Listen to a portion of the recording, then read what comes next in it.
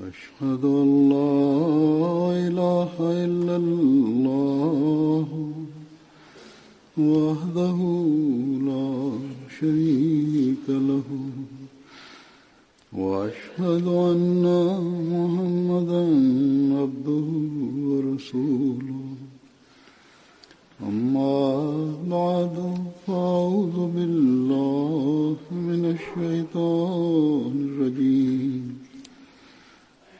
بسم الله الرحمن الرحيم الحمد لله رب العالمين الرحمن الرحيم مالك يوم الدين إياك نعبد وإياك نستعين اهدنا الصراط المستقيم صراط الذين أنعمت عليهم غير المغضوب عليهم ولا الضالين. गुज़िरियल जुमे जे ख़ुतबे में मूं हज़रत मसीह मऊद अलैहिस्सलातु वस्सलाम जो हिकिड़ो हवालो पढ़ियो हुयो जंहिं में पाण मुसलमाननि जी उमूमी हालत जे बारे में फ़रमायो हुयो त जेकॾहिं उन्हनि जी ही हालत न थी वई हुजे हा ऐं हू इस्लाम जी हक़ीक़त खां मुकमिल तौर ते परे न वञी पिया हुजनि हा त पोइ मुंहिंजे अचण जी कहिड़ी ज़रूरत हुई। हिननि माण्हुनि जूं ईमानी हालतूं तमामु कमज़ोर थी वयूं आहिनि ऐं हू इस्लाम जे मफ़हूम ऐं मक़सद खां सफ़ा नावाक़िफ़ आहिनि। पोइ अॻिते पाण हीअ बि फ़रमायो हुआ इन जो पहिरियां ज़िक्र न थियो हुयो त ही माण्हू सम्झनि था त असां में कहिड़ी ॻाल्हि इस्लाम जे ख़िलाफ़ आहे। असीं ला इलाहा इल्लल्लाह चऊं था माना त मुसलमान उमूमी तौर ते सम्झनि था त असीं ला इलाहा इल्लल्लाह चऊं था ऐं नमाज़ूं बि पढ़ूं था ऐं रोज़नि जे ॾींहंनि में रोज़ा बि रखूं था ऐं ज़कात बि ॾियूं था। पाण फ़रमाइनि था त पर मां चवां थो त उन्हनि जा सभई अमल सालिह अमलनि जे रंग में न आहिनि न त जेकॾहिं ही सालिह अमल आहिनि त पोइ उन्हनि जा पाक नतीजा छो पैदा नथा थियनि। सालिह अमल त तॾहिं थी सघनि था जो उहे हर क़िस्म जे फ़साद ऐं मिलावट खां पाक हुजनि पर इन्हनि में ही ॻाल्हियूं किथे आहिनि। अॼु असीं ॾिसूं था त सभिनी खां वधीक फ़साद जी हालत मुसलमान मुल्कनि में आहे, मुसलमान ग्रोहनि में आहे। हिक ॿिए जा कंध कपण लाइ सरगर्म आहिनि। हर हिकु ला इलाहा इल्लल्लाह त पढ़े थो ऐं ॿिए ला इलाहा इल्लल्लाह पढ़ण वारे जो खून थो करे, उन जो हक़ थो खाए, उनखे नुक़सान पहुचाइण जी कोशिश करे थो कंहिं बि ज़रिए सां। छा इहा ई क़ुर शरीफ़ जी तालीम आहे जंहिं ते ही माण्हू अमल कनि पिया था? छा इहा ई पाण सॻोरन सल्लल्लाहु अलैहि वसल्लम जी उसवा आहे जंहिं जी ही माण्हू पैरवी कनि पिया था? अॼुकल्ह त असीं ॾिसूं था त हर हंधि दुनियादारी ग़ालिब आहे। जेकॾहिं मज़हब जो नालो बि वठनि था त सियासत चिमकाइण जे लाइ ऐं पंहिंजे ख़्याल में पंहिंजूं हुकूमतूं क़ाइमु करण जे लाइ या बचाइण जे लाइ। पाण सॻोरन सल्लल्लाहु अलैहि वसल्लम जी उसवा जे बारे में त हज़रत आयशा रज़ियल्लाहु ताला अन्हा जो ही सोनहरी लफ़्ज़नि में लिखियो वञण वारो बयान आहे त कान ख़ुलुक़ुहुल क़ुरान त संदन सीरत ऐं संदन रोज़ जे कमनि जो पतो करणो आहे त क़ुर शरीफ़ संदन सीरत जो तफ़सील आहे उनखे पढ़ो। ऐं ही नमूना पाण इन लाइ क़ाइमु फ़रमाया अथनि त मोमिन खेनि मञण वारा इन ते अमल कनि, सिर्फ़ नारा हणण जे लाइ न। अल्लाह ताला बि इहो ई फ़रमायो आहे त मूं सां हक़ीक़ी तालुक़ सिर्फ़ ला इलाहा इल्लल्लाह चवण सां क़ाइमु न थींदो, ऐं पर मुंहिंजी मोहबत खे हासिल करणो आहे त पोइ मुंहिंजे महबूब रसूल जी पैरवी कयो, उन जी उसवा खे अख़्तियार कयो त मुंहिंजा प्यारा बणिजी वेंदो। तव्हां खे उहो मुक़ाम मिली वेंदो जेको अल्लाह ताला जी कुर्बत जो मक़ाम आहे। न त तव्हां जा नारा खोखला आहिनि, जीअं त अल्लाह ताला फ़रमाए थो त कुल इन कुंतुम तुहिब्बून अल्लाह फत्तबिऊनी युहबिबकुमुल्लाह व यग़फिर लकुम ज़ुनूबकुम वल्लाहु गफ़ूरुर रहीम। त तूं चई छॾ त जेकॾहिं तव्हां अल्लाह सां मोहबत कयो था त मुंहिंजी पैरवी कयो, अल्लाह तव्हां सां मोहबत कंदो ऐं तव्हां जा गुनाह बख़्शे छॾींदो, ऐं अल्लाह ॾाढो बख़्शण वारो ऐं बार बार रहम करण वारो आहे। छा अल्लाह ताला जंहिं सां मोहबत करे उन जो इहो ई हाल हूंदो आहे जेको अॼुकल्ह जे मुसलमाननि जो आहे? आलिम जन खे आमतुल मुस्लिमीन आम तौर ते अल्लाह ताला जो प्यारो सम्झंदा आहिनि, उन जे वेझो सम्झंदा आहिनि, उहे सभिनी खां वधीक दुनिया में फ़साद पैदा कनि पिया था। ख़ुदि हाणे पाकिस्तान में त के तजिया निगार ऐं कालम नवीस अख़बारनि में बि लिखण लॻी पिया आहिनि, ॿिए मीडिया ते बि चवण लॻी पिया आहिनि त मुसलमाननि जी ही हालत हिननि फ़क़ति नाले जे आलिमनि अहिड़ी करे छॾी आहे। सो हिन वक़्तु मुसलमान आलिमनि जी उमूमी हालत इन ॻाल्हि जी तक़ाज़ा करे थी त को क़ुरान ऐं सुन्नत जी हक़ीक़त ॿुधाइण वारो हुजे, ऐं उहो अल्लाह ताला पंहिंजे वाइदे जे मुताबिक़ मोकिले छॾियो आहे। पर आलिम न ख़ुदि उन जी ॻाल्हि ॿुधणु चाहिनि था, न अवाम खे ॿुधणु ॾियनि था, ऐं पर अल्लाह ताला जे तरफ़ां अचण वारे जे ख़िलाफ़ कुफ़र जूं फ़तवाऊं ॾेई हिकिड़े उमूमी ख़ौफ़ ऐं हिरास ऐं फितने ऐं फ़साद जी सूरत पैदा करे छॾी अथनि। ही इल्ज़ाम हज़रत मसीह मऊद अलैहिस्सलाम ते रोज़ानो लॻे थो त पाण नऊज़ बिल्लाह दुनिया जी ख़्वाहिशुनि जी तकमील ऐं पंहिंजी वॾाई जे लाइ जमायत खे क़ाइमु कयो आहे। बहरहाल असीं ॼाणूं था त पाण सॻोरन सल्लल्लाहु अलैहि वसल्लम जा सचा आशिक़ हुआ ऐं पाण सॻोरन सल्लल्लाहु अलैहि वसल्लम जी शरीयत जी तकमील जे लाइ अल्लाह ताला खेनि मोकिलियो हो। क़ुरान शरीफ़ जे इल्मनि ऐं मारिफतुनि जो फ़हम ऐं इदराक संदन ज़रिए सां ई असांखे हासिल थियो आहे। पाण हर मौक़े ते क़ुरान शरीफ़ जी तालीम जी रोशनी में असांजी रहनुमाई फ़रमाई अथनि, जीअं त हिन आयत कुल इन कुंतुम तुहिब्बून अल्लाह फत्तबिऊनी युहबिबकुमुल्लाह खे मुख़्तलिफ़ मौक़नि ते ऐं मुख़्तलिफ़ पासनि खां ऐं मानाउनि सां पाण पेश फ़रमायो अथनि, बयानु फ़रमायो अथनि, ऐं इहे ई उहे ॻाल्हियूं आहिनि जेके अल्लाह ताला जो कुर्ब ॼाराए, उन जो प्यारो बनाए, फितने ऐं फ़साद जी हालत मां कढण वारियूं बणिजी सघनि थियूं। इन खां अलावा को ॿियो रस्तो नाहे मुसलमाननि जे लाइ पंहिंजे बका खे क़ाइमु रखण जे लाइ, पंहिंजे मुल्कनि में अमुन क़ाइमु रखण जे लाइ, इस्लाम जे शान ऐं शौकत खे दुनिया ते ज़ाहिर करण जे लाइ।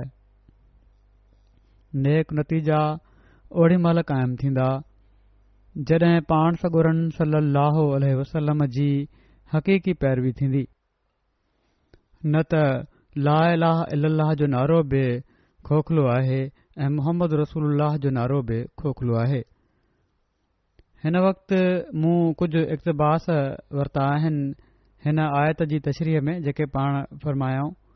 हिकिड़े हंधि पाण फ़रमाइनि था त मुसलमाननि में अंदरूनी तफ़रीक़े जो सबबु बि इहा ई हुबे दुनिया थी आहे, छो त जेकॾहिं सिर्फ़ अल्लाह ताला जी रज़ा मुक़दम हुजे हा त आसानी सां सम्झ अची सघे पियो त फलाणे फ़ुर्क़े जा उसूल वधीक साफ़ आहिनि ऐं हू उन्हनि खे क़बूल करे हिकु थी वञनि हा। हाणे जॾहिं त हुबे दुनिया जे करे हीअ ख़राबी पैदा थी रही आहे त अहिड़नि माण्हुनि खे कीअं मुसलमान चई सघिजे थो जॾहिं त उन्हनि जो क़दम पाण सॻोरन सलाहु वसलम जे क़दम ते नाहे। अल्लाह ताला त फ़रमायो हुयो त कुन इन कुंतुम तुहिब्बून अल्लाह फत्तबिऊनी युहिब्बुकुमुल्लाह, माना त चओ जेकॾहिं तव्हां अल्लाह ताला सां मोहबत कयो था त मुंहिंजी इत्तिबा कयो, अल्लाह ताला तव्हां खे दोस्त रखंदो। पाण फ़रमाइनि था त हाणे हिन हुबुल्लाह जे बदिरां ऐं इत्तिबा रसूलुल्लाह सल्लल्लाहु अलैहि वसल्लम जे बदिरां हुब दुनिया खे मुक़दम करे फिटकियो अथनि। छा इहा ई पाण सॻोरन सलाहु वसलम जी इत्तिबा आहे? छा पाण सॻोरा सलाहु वसलम दुनियादार हुआ? छा पाण नऊज़ बिल्ला व्याज वठंदा हुआ या फ़र्ज़न ऐं अल्लाह ताला जे हुकमनि खे बजाइण में गफ़लत कंदा हुआ? छा मंझंदि माज़ल्ला निफ़ाक़ हुयो, कूड़ हुयो, दुनिया खे दीन ते मुक़दम कंदा हुआ? गौर कयो, इत्तिबा त ही आहे त पाण सॻोरन सलाहु वसलम जे नक्शे क़दम ते हलो ऐं पोइ ॾिसो त ख़ुदा ताला कहिड़ा कहिड़ा न फज़ुल थो करे। पर अॼुकल्ह अमली तौर ते जेका मुसलमाननि जी हालत आहे ऐं पोइ अल्लाह ताला जी जेका फ़ैली शाहिदी उन जे ख़िलाफ़ आहे उहा इन ॻाल्हि जी शाहिद आहे त हिननि जो ई ख़राब हाल थी रहियो आहे। मुल्क मुल्क बढ़नि पिया था, गैरनि वटि वञी असीं मुसलमान मुल्क ॿियनि मुसलमान मुल्कनि जे ख़िलाफ़ विढ़ण जे लाइ इलाज कयूं पिया था। हाणे कुझु ॾींहं पहिरियां अमरीका जे सदर जेको ईरान जे ख़िलाफ़ ॿीहर पाबंदियूं हणण जो हिकिड़ो ऐलान कयो ऐं इन ते कमु थी रहियो आहे, इन ते सॼो यूरोपीय यूनियन ॿिया मुल्क इन जे ख़िलाफ़ आहिनि। ऐं हिते इंग्लिस्तान में हिकिड़े अंग्रेज़ कालम लिखण वारे लिखियो त इन अमरीका जी इन हरकत ते, सदर जी हरकत ते सॼी दुनिया ख़िलाफ़ आहे, सवाइ 3 मुल्क अहिड़ा आहिनि जेके चवनि था त तमामु सुठो थो करे अमरीका। हिकिड़ो त अमरीका पाण, हिकिड़ो इसराइल ऐं हिकिड़ो सऊदी अरब। हाणे सऊदी अरब मुसलमान मुल्क जे ख़िलाफ़ हिकिड़े गैर मुस्लिम मुल्क खे जंग करण जी इजाज़त ॾिए पियो थो ऐं पर उन जो साथ ॾिए पियो थो।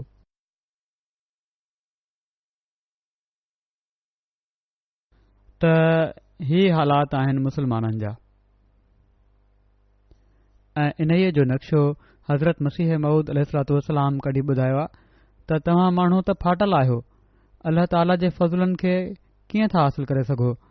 इन ॻाल्हि खे बयानु फ़रमाईंदे त सही नेकी इंसान कहिड़ी तरह करे सघे थो, अल्लाह ताला जी रज़ा खे इंसान कहिड़ी तरह हासिल करे सघे थो, अल्लाह ताला जे इनामनि मां कहिड़ी तरह फैज़याब थी सघे थो ऐं खेनि ही इनाम हज़रत मसीह मऊद अलैहिस्सलाम खे ही इनाम कहिड़ी तरह मिलिया। पाण फ़रमाइनि था त मां सच चवां थो, संदनि ख़िलाफ़ ही फ़तवाऊं ॾिनियूं वञनि थियूं त नऊज़ बिल्ला पाण सॻोरन सल्लल्लाहु अलैहि वसल्लम जी तालीम खां इनहराफ़ करण वारा आहिनि, पाण इस्लाम जी तालीम खां ई इनहराफ़ करण वारा आहिनि।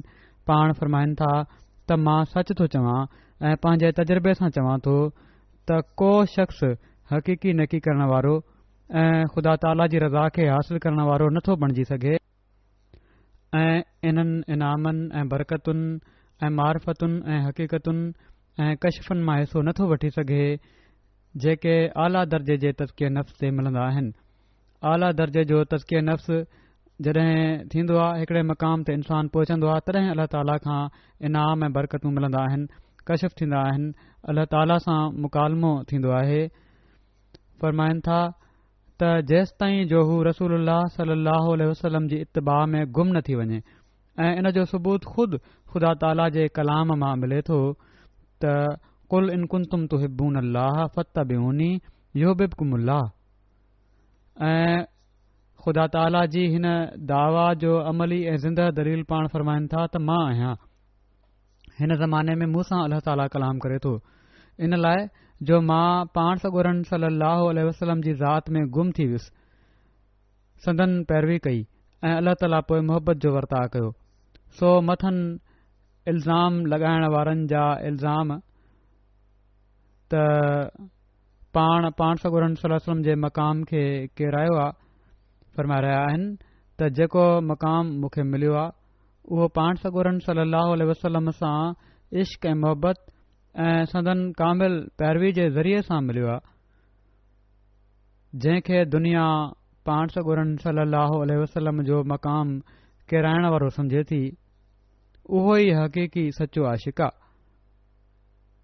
जंहिं हक़ीक़ी पैरवी कई ऐं पोइ अल्लाह ताला बि अहिड़ो नवाज़ियो जो पंहिंजे हबीब सां मोहबत करण जे करे पंहिंजो बि महबूब बणाए वरितईं।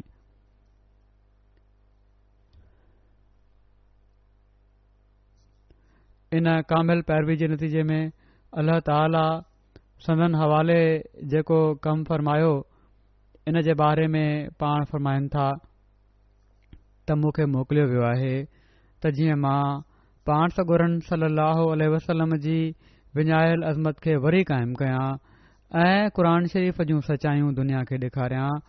ऐं हीउ सभु कमु थिए पियो थो, पर जन जी अखियुनि ते पटी आहे उहे इन खे ॾिसी नथा सघनि।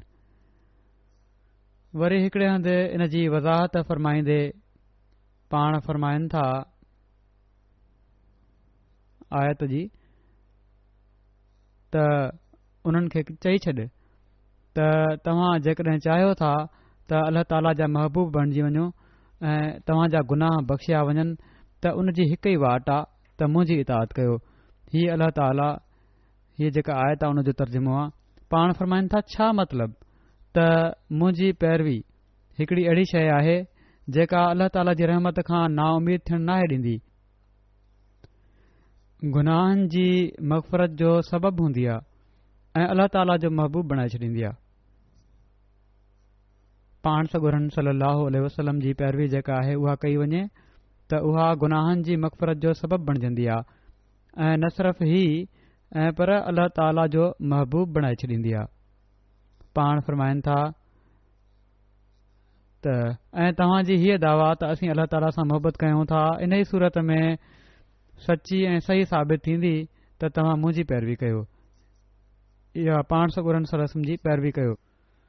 हिन आयत मां साफ़ मालूम थिए थो, फ़रमाइनि था हिन आयत मां साफ़ मालूम थिए थो त इंसान कंहिं पंहिंजे ठाहियल रियाज़त ऐं मुशक़त जे तरीक़े ऐं जॾहिं तॾहिं सां अल्लाह ताला जो महबूब ऐं अल्लाह ताला जे कुर्ब जो हक़दार नथो बणिजी सघे। नूर ऐं अल्लाह ताला जूं बरकतूं कंहिं ते नाज़िल नथियूं थी सघनि जेसि ताईं हू रसूलुल्लाह सल्लल्लाहु अलैहि वसल्लम जी इताअत में गुम न थी वञे। ऐं जेको शख़्स पाण सॻोरन सल्लल्लाहु अलैहि वसल्लम जी मोहबत में गुम थी वञे ऐं संदन इताअत ऐं पैरवी में हर क़िस्म जो मौत पंहिंजी जान ते आणे विझे, उन खे उहो ईमान जो नूर मोहबत ऐं इश्क़ ॾिनो वेंदो आहे जेको गैरुल्लाह खां उन खे आज़ादी ॾियाराए छॾींदो आहे ऐं गुनाहनि खां आज़ादी ऐं निजात जो मूजिबु हूंदो आहे। हिन ई दुनिया में हू हिकिड़ी पाक ज़िंदगी हासिल कंदो आहे ऐं नफ़सानी जोश ऐं जज़्बात जी सोढ़ियुनि ऐं उंदाहिनि क़बरुनि मां कढियो वेंदो आहे। इन ई पासे हीअ हदीस इशारो करे थी। पाण सॻोरन सल्लल्लाहु अलैहि वसल्लम फ़रमायो आहे त अनल हाशिरुल लज़ी युहशरु नासु अला क़दमी, माना त मां उहो मुर्दनि खे उथारण वारो आहियां जंहिं जे क़दमनि ते माण्हू उथारिया वेंदा आहिनि। रूहानी मुर्दनि खे ज़िंदा करण वारा आहिनि, संदन पुठियां हलण वारा अल्लाह ताला जा महबूब बणजण वारा आहिनि। वरी हिकिड़े हंधि पाण इन जी वज़ाहत कंदे वधीक फ़रमाइनि था त सआदत उज़मा खे हासिल करण जे लाइ अल्लाह ताला हिकु ई वाट रखी आहे त रसूलुल्लाह सल्लल्लाहु अलैहि वसल्लम जी इताअत कई वञे। जहिड़ो क हिन आयत में साफ़ फ़रमाए छॾियो अथई, कुल इन कुंतुम तुहिब्बून अल्लाह फत्तबिऊनी युहिब्बुकुमुल्लाह। माना त अचो मुंहिंजी पैरवी कयो त जीअं अल्लाह बि तव्हां खे दोस्त रखे। इन जी हीअ माना नाहे त रस्मी तौर ते इबादत कयो। जेकॾहिं मज़हब जी हक़ीक़त इहा ई आहे त पोइ निमाज़ कहिड़ी शइ आहे ऐं रोज़ो कहिड़ी शइ आहे। पाण ई हिकिड़ी ॻाल्हि खां रुकजे ऐं पाण ई करे वठे। रस्मी निमाज़ूं न आहिनि। निमाज़ूं अहिड़ी तरह पढ़ो जेको उन्हनि जो हक़ आहे, जेके उन्हनि जा वक़्त आहिनि। इन जी पाबंदी करणु ज़रूरी आहे ऐं पोइ अहिड़ी तरह इबादत कयो ॼण त अल्लाह ताला जे साम्हूं बीठा आहियो। न त ही रस्मी ॻाल्हियूं आहिनि सभई। फरमाइनि था इस्लाम सिर्फ़ इन जो नालो नाहे। इस्लाम त ही आहे त ॿकर वांगुरु मुंडी रखे छॾे। जहिड़ो क रसूलुल्लाह सल्लल्लाहु अलैहि वसल्लम फरमायो त मुंहिंजो मरण, मुंहिंजो जीअण, मुंहिंजी निमाज़, मुंहिंजूं कुर्बानियूं अल्लाह जे लाइ आहिनि ऐं सभिनी खां पहिरियां मां पंहिंजो कंधु रखां थो। सो हक़ीक़ी पैरवी करण वारा पंहिंजनि इबादतुनि जा बि मयार बुलंद कंदा आहिनि।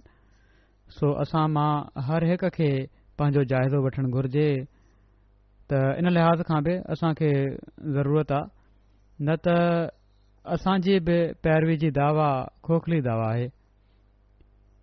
पोइ पाण सॻुरनि सल्लल्लाहु अलैहि वसल्लम जे कामिल मोहिद हुअण जे बारे में पाण फरमाइनि था त ए रसूल, अल्लाह ताला जो ही फरमान आहे त ए रसूल तूं हिननि माण्हुनि खे चई छॾ त जेकॾहिं तव्हां अल्लाह ताला सां मोहबत कयो था त मुंहिंजी इतबा कयो। ही आयत जो तर्जुमो आहे। फरमाइनि था त अल्लाह ताला तव्हां खे पंहिंजो महबूब बणाए वठंदो।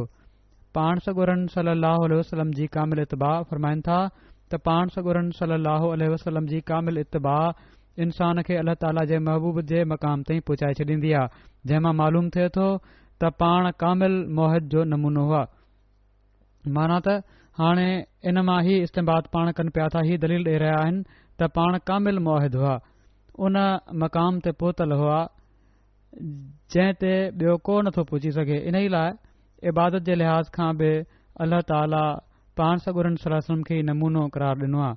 जहिड़ी तरह ॿियनि अख़लाक़ फाज़िला जे बारे में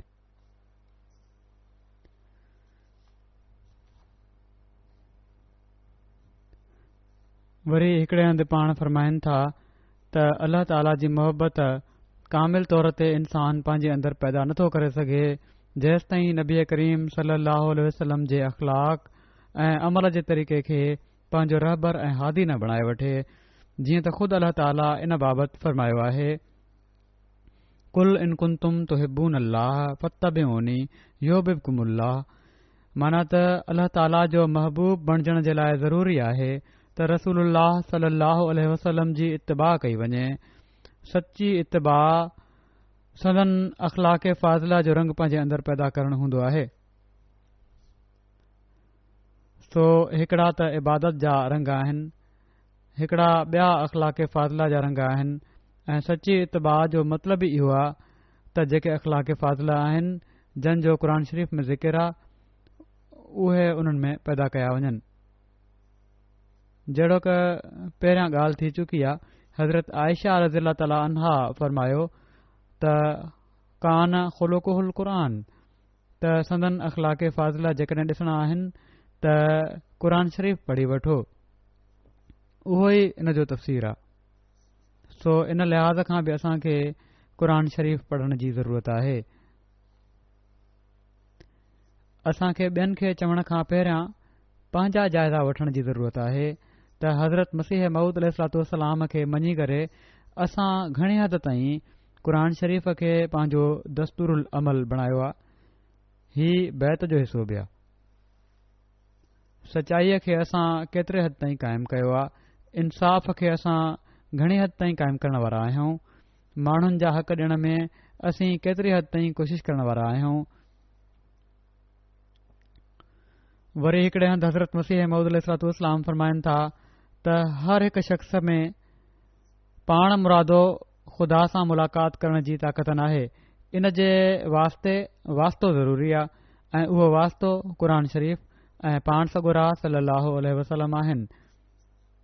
इन जे करे जेको खेनि छॾे थो उहो कॾहिं बि मुराद न माणींदो इंसान त दरअसल बानो माना त ग़ुलाम आहे ऐं ग़ुलाम जो कमु हीउ हूंदो आहे त मालिक जेको हुकुम ॾे उन खे क़बूल करे। अहिड़ी तरह जेकॾहिं तव्हां चाहियो था त पाण सॻोरन सलाहु वसलम जा फैज़ हासिल कयो त ज़रूरी आहे त उन जा ग़ुलाम थी वञो। क़ुर शरीफ़ में ख़ुदा ताला फ़रमाए थो कुल या इबादी लज़ीन असरफ़ू अला अनफुसिहिम माना त चई छॾ ऐं मुंहिंजा बानहो जन पंहिंजी जान ते ज़ुल्म कयो आहे।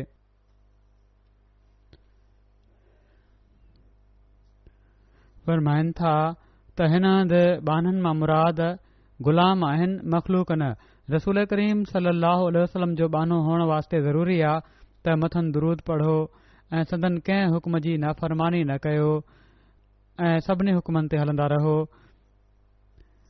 जहिड़ो क हुकुम आहे कुल इन कुंतुम तुहिब्बून अल्लाह फत्तबिऊनी युहिब्बुकुमुल्लाह माना त जेकॾहिं तव्हां ख़ुदा सां प्यार करणु चाहियो था त पाण सॻोरन सलाहु वसलम जा पूरा फर्मा बरदार बणिजी वञो ऐं रसूल करीम सलाहु वसलम जी वाट में फ़ना थी वञो, तॾहिं ख़ुदा तव्हां सां मोहबत कंदो। सो वॾो गुनाहगार बि इस्तग़फ़ार करण वारो ऐं पाण सॻोरन सलम जी पैरवी करण वारो जेकॾहिं हक़ीक़त में पंहिंजो पाण में तब्दीली पैदा करणु चाहे त पोइ ख़ुदा ताला जो प्यारो बणिजी सघे थो। वरी पाण फरमाइनि था त ख़ुदा ताला खे खु़शि करण जो हिकिड़ो ई तरीक़ो आहे त पाण सॻोरन सलाहु वसलम जी सची फर्मा बरदारी कई वञे। ॾिठो वेंदो आहे त माण्हू क़िस्म क़िस्म जी रस्मुनि में गिरफ़्तार आहिनि। को मरी वेंदो आहे त क़िस्म क़िस्म जूं बिदतूं ऐं रस्मूं कयूं वेंदियूं आहिनि। हालांकि घुर्जे त मुर्दे जे हक़ में दुआ कनि। रस्मुनि खे बजा आणण में पाण सॻोरन सलाहु वसलम जी सिर्फ़ मुखालफ़त ई न आहे ऐं पर उन्हनि जी हथक बि कई वञे थी। जेके नयूं नयूं रस्मूं पैदा करे वरितियूं वयूं आहिनि हीउ सिर्फ़ संदन हुकुम जी ख़िलाफ़ वर्ज़ी न आहे ऐं पर हीउ हिकिड़े लिहाज़ खां संदन हथक आहे। हाणे जन हथक रसूल जा कानून पास करे छॾिया आहिनि उहे सभिनी खां वधीक हिननि बिदतुनि में मुलविस आहिनि। पाण फरमाइनि था ऐं उहो ईअं जो ॼण त पाण सॻोरन सलम जी हीअ हथक कहिड़ी तरह कई थी वञे जो ॼण त पाण सॻोरन सलाहु वसलम खे काफ़ी नथो सम्झो वञे ऐं जेकॾहिं काफ़ी सम्झनि हा त पंहिंजे तरफ़ां रस्मूं घड़ण जी कहिड़ी ज़रूरत पए हा। सो ही उन्हनि माण्हुनि खे जेके असांजे ख़िलाफ़ कुफ़र जूं फ़तवाऊं ॾियनि था पंहिंजे अंदरि लियो पाइण जी ज़रूरत आहे। वरी पाण फरमाइनि था हिकिड़े हंधि जेकॾहिं तव्हां अल्लाह ताला सां मोहबत कयो था अल्लाह ताला फरमाए थो पाण सॻोरन सलम फरमायो आहे त जेकॾहिं तव्हां अल्लाह ताला सां मोहबत कयो था त मुंहिंजी इतबा कयो। हिन इतबा जो नतीजो ही थींदो जो अल्लाह ताला तव्हां सां मोहबत कंदो ऐं तव्हां जे गुनाहनि खे बख़्शे छॾींदो।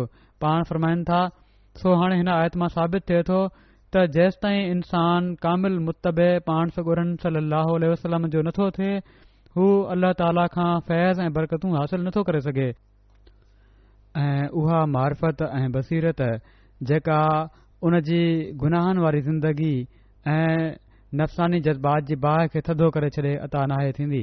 अहिड़ा माण्हू आहिनि जेके उलमा उम्मती जे मफ़हूम अंदरि दाख़िल आहिनि। जेकॾहिं जज़्बात नफ़सानी जज़्बात खे थधो करणो आहे त कामिल पैरवी जी ज़रूरत आहे पाण सॻोरन सलाहु वसलम जी। संदन उसवा ते हलण जी ज़रूरत आहे। हक़ीक़ी मारिफत ऐं बसीरत अल्लाह ताला जी हासिल करणी आहे। उन जो महबूब बणिजणो आहे त संदन पैरवी करण जी ज़रूरत आहे। गुनाहनि वारी ज़िंदगी खां निजात हासिल करणी आहे त संदन पैरवी करण जी ज़रूरत आहे ऐं जेके माण्हू हीउ कनि था उहे उन मक़ाम ते पहुची वेंदा आहिनि जंहिं जे बारे में पाण सॻोरन सलाहु वसलम फरमायो त मुंहिंजी उम्मत जा आलिम बनी इसराइल जे नबियुनि वांगुरु आहिनि। पर अॼुकल्ह जा आलिम इन में शामिल न आहिनि।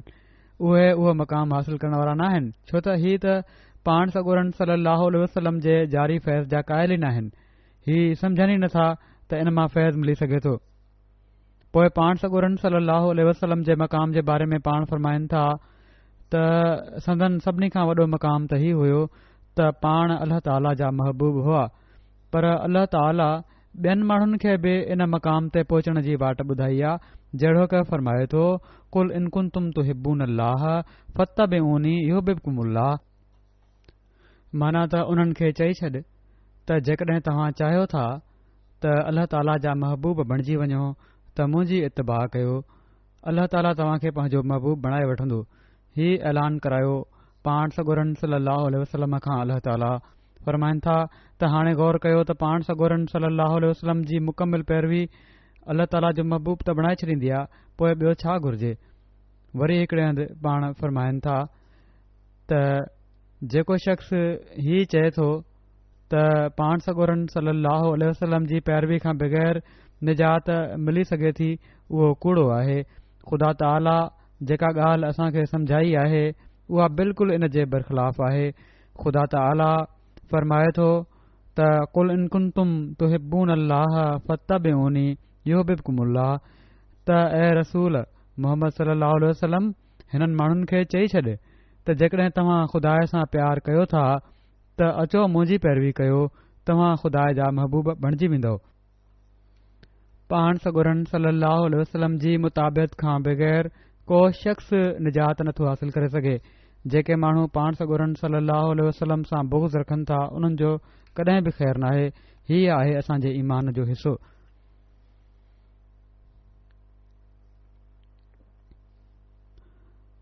पाण सगोरन सल्लल्लाहु अलैहि वसल्लम जे मक़ाम जे बारे में हिकिड़े ईसाईअ सां संदन बहस थी रहियो हुयो, सुवाल जवाब थी रहिया हुआ। उन ईसाईअ ही चयो, पंहिंजो हवालो ॾिनई हज़रत ईसा अलैहिस्सलाम जे मक़ाम जे बारे में त हज़रत ईसा अलैहिस्सलाम चवनि था त उन्हनि ही चयो आहे ही पंहिंजे बारे में त मूं वटि अचो, तव्हां जेके थकल ऐं टुटल आहियो, मां तव्हां खे आराम ॾींदुसि।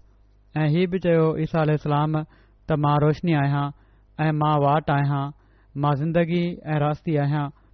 माना त मां रोशनी आहियां, रस्तो ॾेखारण वारो आहियां, मां ज़िंदगी ॾियण वारो आहियां। मूं वटि अचो। त ईसाईअ सुवाल कयो त छा इस्लाम जे बानी माना त पाण सगोरन सल्लल्लाहु अलैहि वसल्लम ही कलिमात या अहिड़ा कलिमात कंहिं हंधि पाण ॾांहुं मनसूब कया आहिनि? हज़रत मसीह मऊद अलैहिस्सलातु वस्सलाम उन जे जवाब में फ़रमायो त क़ुर शरीफ़ में साफ़ फ़रमायो वियो आहे त कुल इन कुंतुम तुहिब्बून अल्लाह फत्तबिऊनी युहिब्बुकुमुल्लाह। माना त उन्हनि खे चई छॾ त जेकॾहिं खुदा सां मोहबत रखो था त अचो मुंहिंजी पैरवी कयो, त जीअं खुदा बि तव्हां सां मोहबत करे ऐं तव्हां जा गुनाह बख़्शे। फ़रमाइनि था त ही वाइदो त मुंहिंजी पैरवी सां इंसान खुदा जो प्यारो बणिजी वेंदो आहे, मसीह जे गुज़िरियल कौलनि ते ग़ालिब आहे, छो त इन खां वधीक करे को मक़ाम नाहे त इंसान खुदा जो प्यारो थी वञे। मसीह त ही चयो हो त रोशनी हासिल कयो। अल्लाह ताला हिते फ़रमायो आहे पाण सगोरन सल्लल्लाहु अलैहि वसल्लम खे त तव्हां ऐलान कयो त जेको मुंहिंजी पैरवी कंदो उहो अल्लाह जो महबूब बणिजी वेंदो ऐं गुनाह बि बख़्शिया वेंदा। फ़रमाइनि था त सो जंहिंजी वाट ते हलण इंसान खे अल्लाह ताला जो महबूब बणाए छॾे थो, उन खां वधीक कंहिंजो हक़ आहे त पंहिंजो पाण खे रोशनी जो नालो ॾे। ही उहो ज़मानो हुयो जॾहिं हर पासे ईसाई पादरी ईसाईयत जी तबलीग करे रहिया हुआ। हिंदुस्तान में लखें मुसलमान ईसाई थी चुका हुआ। मुसलमान आलमनि ऐं ॿियनि लीडरनि खे तौफ़ीक़ न हुई त इस्लाम जो दिफ़ा करे सघनि ऐं पाण सगोरन सल्लल्लाहु अलैहि वसल्लम जे मक़ाम ऐं शान खे अहिड़े रंग में बयानु कनि जो ग़ैर मुस्लिमनि जा वात बंदि थी सघनि। अहिड़े वक़्त में हज़रत मसीह मऊद अलैहिस्सलातु वस्सलाम उन्हनि जो मुक़ाबिलो कयो। पाण ई हुआ जिन खे अल्लाह ताला इस्लाम ऐं पाण सगोरन सल्लल्लाहु अलैहि वसल्लम जो शान दुनिया जे साम्हूं पेश करण जे लाइ मोकिलियो हुयो।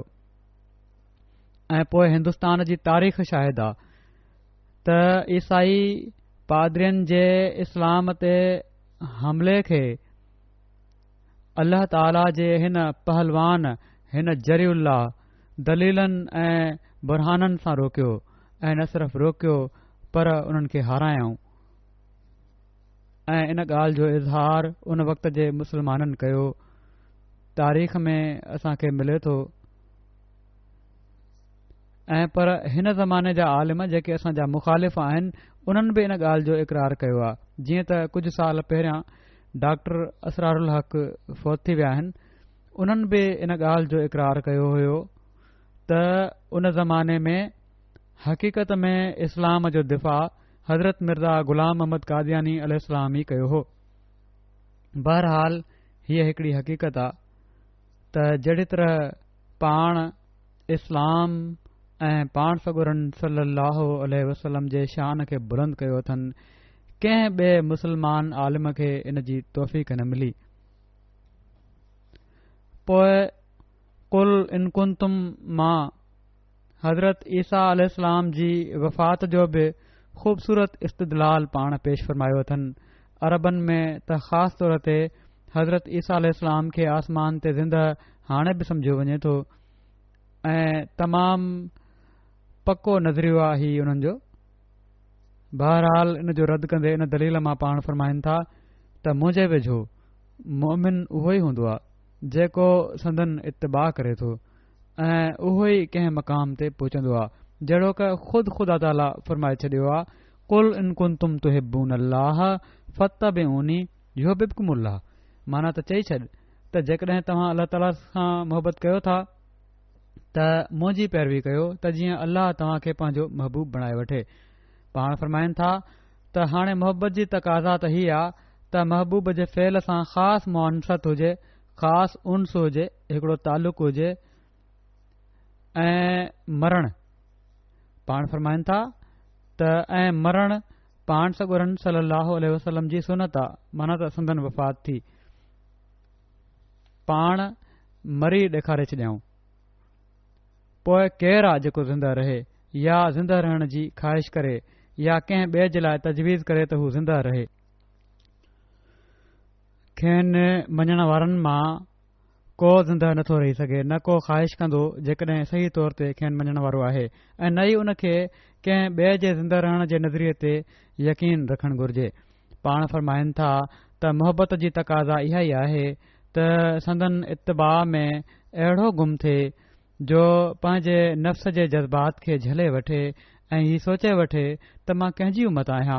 अहिड़ी सूरत में जेको शख़्स हज़रत ईसा अलैहिस्सलाम जे बारे में हीउ अक़ीदो रखे थो त हू हींअर ताईं जीअरा आहिनि, हू कीअं पाण सॻुरनि सल्लल्लाहु अलैहि वसल्लम जी मोहबत ऐं इत्तिबा जी दावा करे सघे थो। इन लाइ जो पाण सॻुरनि सल्लल्लाहु अलैहि वसल्लम जे बारे में हू बर्दाश्त करे थो त मसीह खे अफ़ज़ल करार ॾिनो वञे ऐं पाण सॻुरनि सल्लल्लाहु अलैहि वसल्लम खे मोल चयो वञे ऐं पर उन जे लाइ पसंदि करे थो त उन खे ज़िंदह सम्झियो वञे। हिकु पासे त दावा पाण सॻुरनि सल्लल्लाहु अलैहि वसल्लम जी मोहबत जी, संदन इत्तिबा जी, ॿियो हीउ चई करे त मसीह ज़िंदह आहे, उन खे अफ़ज़ल करार ॾिनो पियो थो वञे। सो अॼु हज़रत मसीह मऊद अलैहिस्सलातु वसलाम ई आहिनि जन हर लिहाज़ खां इस्लाम ऐं पाण सॻुरनि सल्लल्लाहु अलैहि वसल्लम जो दिफ़ा कयो आहे ऐं संदन शान खे बुलंद फ़रमायो आहे ऐं इहो ई संदन बेसत जो मक़सदु हुयो जंहिं ते आलमनि खे हर वक़्तु एतिराज़ रहंदो आहे। इन ॻाल्हि खे बयानु फ़रमाईंदे त ज़िंदह नबी पाण सॻुरा सल्लल्लाहु अलैहि वसल्लम आहिनि। पाण फ़रमाइनि था ग़ौर करे ॾिसो त जॾहिं ही माण्हू क़ुर ऐं सुनत जे ख़िलाफ़ चवंदा आहिनि त हज़रत ईसा ज़िंदह आसमान ते वेठा आहिनि त पादरियुनि खे नुक़्ताचीनी जो मौक़ो मिलंदो आहे ऐं हू तकड़ में चई ॾींदा आहिनि त तव्हांजो पैगंबर मरी वियो ऐं माज़ल्ला हू ज़मीनी आहे ऐं इहो ई कुझु टीवी चैनलनि ते थींदो रहियो आहे जंहिं ते अरब दुनिया में वॾी बेचैनी पैदा थींदी रही आहे।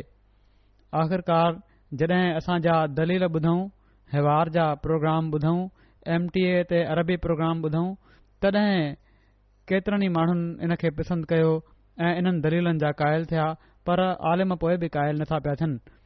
पाण फ़रमाइनि था त हज़रत ईसा ज़िंदह ऐं आसमानी आहे ऐं इन सां गॾु ई पाण सॻुरनि सल्लल्लाहु अलैहि वसल्लम जी तौहीन करे चवनि था त हू मुर्दा आहे। ही ॻाल्हियूं जेके आहिनि हिननि जूं त हू तकड़ में चई ॾींदा आहिनि त तव्हांजो पैगंबर मरी वियो, माज़ल्ला हू ज़मीनी आहे। ही ईसाई पादरी चवंदा आहिनि ऐं ईसाई पादरी ही चवंदा आहिनि त हज़रत ईसा ज़िंदह आहिनि ऐं आसमानी आहिनि ऐं इन सां गॾु ई पाण सॻुरनि सल्लल्लाहु अलैहि वसल्लम जी तौहीन करे ही चवंदा आहिनि ईसाई त हू मुअल आहे। इहा ई इन्हनि जी प्रोपेगेंडा थींदी रही आहे। पाण फ़रमाइनि था त सोचे ॿुधायो त त उहो पैगंबर जेको अफ़ज़ल रसुल ऐं ख़ातमुल अंबिया आहे अहिड़ो एतिक़ाद करे उन जी फज़ीलत ऐं ख़ातमियत खे ही माण्हू नुक़सान नथा पहुचाइनि, ज़रूरु पहुचाइनि था। ऐं पाण सॻोरन सलाहु वसलम जी तौहीन कनि था। पाण फ़रमाइनि था त मां यकीन रखां थो त पादरियुनि खां जेतिरे क़दुरु तौहीन हिननि माण्हुनि इस्लाम जी कराई आहे, माना त हिननि माण्हुनि मुस्लमाननि जेके ही नज़रियो रखनि था त हज़रत ईसा ज़िंदा आहिनि ऐं पाण सॻोरन सलम खे मुर्द चवरायो अथनि, उन ई जी सज़ा में मुफ़लिसी ऐं बदबख़्ती हिननि जे शामिल हाल थी रही आहे। जेको हाल आहे मुस्लमाननि जो ही इन ई जे करे आहे। पाण फ़रमाइनि था त हिक पासे त बात सां चवनि था त हू अफ़ज़लुल अंबिया आहिनि, माना त पाण सॻोरा सलम सभिनी नबियुनि खां अफ़ज़ल आहिनि, ऐं ॿिए पासे इक़रार करे वठनि था त 63 सालनि खां पोइ मरी विया ऐं मसीह हींअर ताईं जीअरो आहे ऐं नाहे मोह। हालांकि अल्लाह ताला पाण सॻोरन सलाहु वसलम खे फ़रमाए थो वकान फज़लुल्लाह अलैक अज़ीमा, त अल्लाह ताला जो तो ते तमामु वॾो फज़ुल आहे। पोइ छा ही अल्लाह ताला जो इरशाद ग़लति आहे? न, फ़रमाइनि था न, ही बिल्कुलु सही आहे, दुरुस्त आहे। उहे कूड़ा आहिनि जेके चवनि था पाण सॻोरा सलम मुर्दा आहिनि। इन खां वधी करे ॿियो को फ़िक्रो तौहीन जो नथो थी सघे। हक़ीक़त इहा ई आहे त पाण सॻोरन सलाहु वसलम में अहिड़ी फज़ीलत आहे जेका कंहिं नबीअ में नाहे। मां इन खे अज़ीज़ रखां थो त पाण सॻोरन सलाहु वसलम जी हयात खे जेको शख़्स बयानु नथो करे उहो मुंहिंजे वेझो काफ़र आहे। पाण फ़रमाइनि था केॾो न अफ़सोस जी ॻाल्हि आहे त जंहिं नबीअ जी उमत चवराइनि था उन ई खे माज़ल्ला मुर्दा चवनि था, ऐं उन नबीअ खे जंहिंजी उमत जो ख़ात्मो ज़ोरेबत अलहमु ज़िलत वल मस्कन ते थियो आहे, माना त उन्हनि ते ज़िलत ऐं मिसकिनी जी मार विधी वई हुई, उन खे ज़िंदह चयो पियो थो वञे।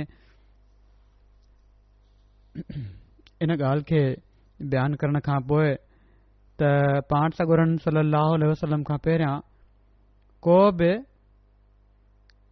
हाणे नबी जेके पहिरियां अची चुका हुआ नथो अची सघे, हाणे न ईसा अल इस्लाम अची सघनि था।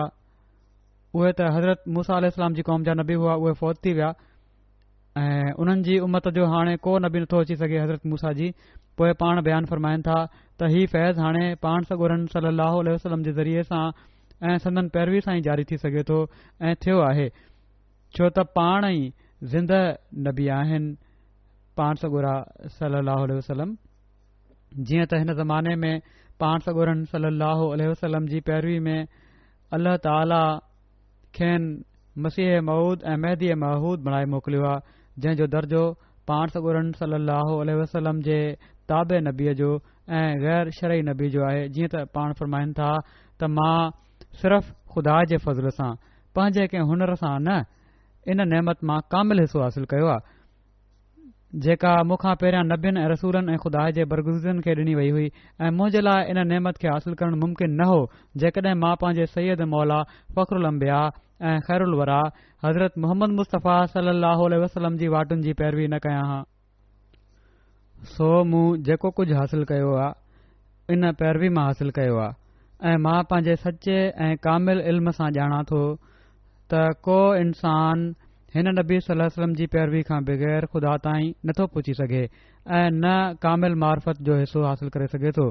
ऐं मां हिन हंधि हीउ बि ॿुधायां थो त उहा कहिड़ी शइ आहे जेका पाण सॻोरन सलाहु वसलम जी कामिल ऐं सची पैरवी खां बाद सभिनी ॻाल्हियुनि खां पहिरियां दिलि में पैदा थींदी आहे। सो यादि रहे उहा कल्बे सलीम आहे, माना त दिलि मां दुनिया जी मोहबत निकिरी वेंदी आहे ऐं दिलि हिकड़ी अबदी ऐं लाज़वाल लज़त जी तालिब थी वेंदी आहे। पोइ बाद इन जे हिकड़ी मुसफ़ा ऐं कामिल अल्लाह ताला जी मोहबत इन कल्बे सलीम जे सबबु हासिल थींदी आहे। जॾहिं दुनिया जी मोहबत मिली वेंदी आहे त पोइ अल्लाह ताला जी मोहबत हासिल थींदी आहे। ऐं हीअ सभई नेमतूं पाण सॻोरन सलाहु वसलम जी पैरवीअ सां विरासत तौरु मिलंदियूं आहिनि, जहिड़ो की अल्लाह ताला ख़ुदि फ़रमाए थो कुल इन कुंतुम तुहिब्बून अल्लाह फत्तबिऊनी युहिब्बुकुमुल्लाह, माना त उन्हनि खे चई छॾ त जेकॾहिं तव्हां ख़ुदा सां मोहबत कयो था त अचो मुंहिंजी पैरवी कयो त जीअं ख़ुदा बि तव्हां सां मोहबत करे। ऐं पर हिक तरफ़ी मोहबत जी दावा बिल्कुलु हिकिड़ो कूड़ ऐं ड्राड़ ऐं ॿटाक आहे। जॾहिं इंसान सचे तौर ते ख़ुदा ताला सां मोहबत कंदो आहे त ख़ुदा बि उन सां मोहबत कंदो आहे, तॾहिं ज़मीन ते उन जे लाइ हिकड़ी क़बूलियत फैलाई वेंदी आहे ऐं हज़ारे इंसाननि जी दिलनि में हिकड़ी सची मोहबत उन जी विधी वेंदी आहे ऐं हिकड़ी कुवत जज़्ब उन खे इनायत थींदी आहे ऐं हिकड़ो नूर उन खे ॾिनो वेंदो आहे जेको हमेशा उन सां गॾु हूंदो आहे। जीअं त इहो ई ॾिसी वठो, हाणे परे परे वेठे अफ्रीकन मुल्कनि में बि हीअ मोहबत अल्लाह ताला विझे थो, जिथे लखे माण्हू अहमदियत में शामिल थी रहिया आहिनि, हज़रत मसीह मऊद अलैहिस्सलाम खे मञी रहिया आहिनि। पाण फरमाइनि था, जॾहिं हिकड़ो इंसान सची दिलि सां ख़ुदा सां मोहबत कंदो आहे ऐं सॼी दुनिया ते उन खे अख़्तियार करे वठंदो आहे ऐं गैरुल्लाह जी अज़मत ऐं वजाहत उन जी दिलि में बाक़ी न रहंदी ऐं पर सभिनी खे हिकड़े मोअल जीत खां बि बदतर सम्झंदो आहे, तॾहिं ख़ुदा जेको उन जी दिलि खे ॾिसंदो आहे हिकड़ी भारी तजल्ली सां उन ते नाज़िल थींदो आहे। ऐं जहिड़ी तरह हिकड़े साफ़ आईने में जेको आफ़्ताब जे साम्हूं रखियो वियो आहे, आफ़्ताब जो अक्स अहिड़े पूरे तौर ते पवंदो आहे जो मजाज़ ऐं इश्तिहार जे रंग में चई सघूं था त उहो ई आफ़्ताब जेको आसमान ते आहे हिन आईने में बि मौजूदु आहे। ईअं ई ख़ुदा अहिड़ी दिलि ते लहंदो आहे ऐं उन जी दिलि खे पंहिंजो अर्श बणाए वठंदो आहे। इहो ई उहो मामिलो आहे जंहिं जे लाइ इंसान पैदा कयो वियो आहे। सो पाण सगोरन सल्लल्लाहु अलैहि वसल्लम जा कामिल आशिक ऐं सदन पैरवी करण वारा हुआ, जंहिं जे करे ख़ुदा ताला साणनि मोहबत कई ऐं मसीह मऊद ऐं महदी महूद ऐं ताबे नबी हुअण जो एज़ाज़ बख़्शियो। अल्लाह ताला असां खे खेनि मञण बाद इन जो क़दुरु करण जी बि तौफ़ीक़ अता फ़रमाए ऐं असां खे बि पाण सगोरन सल्लल्लाहु अलैहि वसल्लम जो कामिल पैरवी करण वारो बणाए। असां खे हर हिक खे पंहिंजनि पंहिंजनि इस्तेदादुनि ऐं सलाहियतुनि जे मुताबिक़ पाण सगोरन सल्लल्लाहु अलैहि वसल्लम जी उसवा ते हलण जी ऐं संदन पैरवी करण जी तौफ़ीक़ अता फ़रमाए ऐं मुसलमाननि खे बि तौफ़ीक़ ॾे त हू पाण सगोरन सल्लल्लाहु अलैहि वसल्लम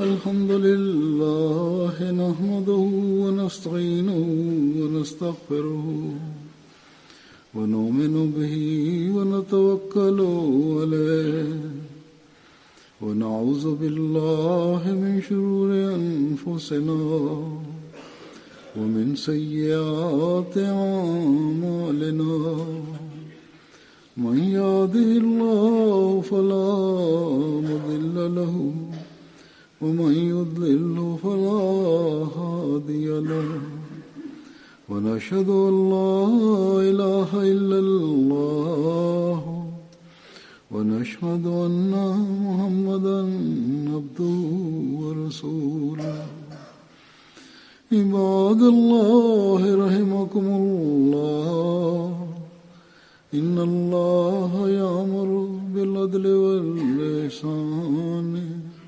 وإيتاء ذي القربى وينهى عن الفحشاء والمنكر والبغي يعظكم لعلكم تذكرون اذكروا الله يذكركم وادعوه يستجب لكم ولذكر الله أكبر.